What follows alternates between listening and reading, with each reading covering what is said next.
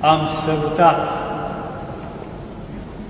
la momentul potrivit icoana Mântuitorului și a Maicii Domnului. Și priveam cu lacrimi în ochi la această fetiță care suferă de leucemie și trebuie să-i se facă cât de curând un transplant, să dea Dumnezeu să reușească. Ea n-a putut să o sărute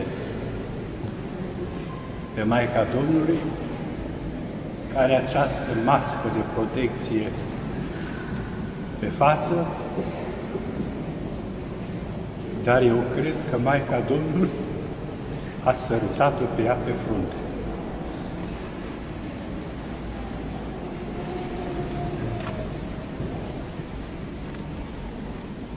Maica Domnului, nici noi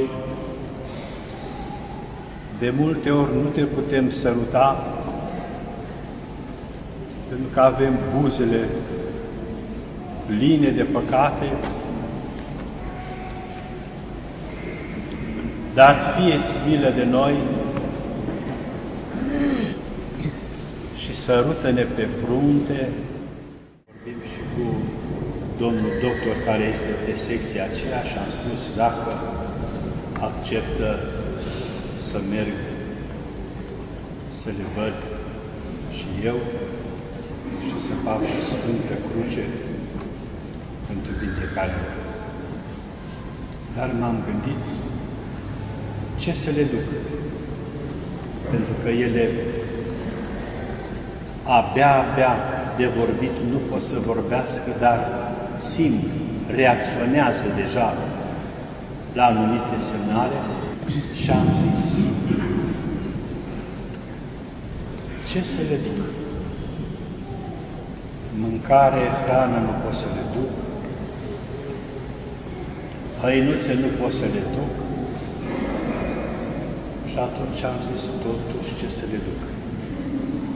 Și atunci aș vrea să le duc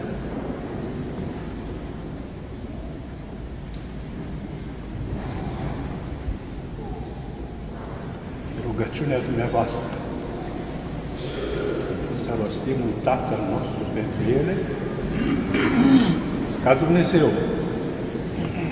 și Maica Domnului să le cerceteze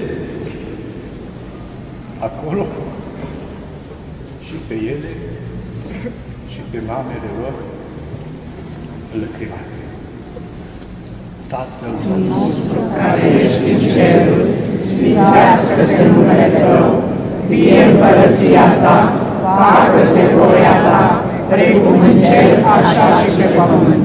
Pâinea noastră de toate zilele, dă-ne nouă astăzi și iarată nouă greșelile noastre, precum și noi iertăm greșiților noștri. Și nu ne duce pe noi în ispită, ci ne izbăvește de celul rău. A Ta este împărăția și puterea și slava a Tatălui și a Fiului și a Sfântului Duh, pentru rugăciunile Sfinților Părinților noștri. Doamne Iisuse Hristoase, Maica Domnului, miluiește aceste copile greu încercate în ceasul.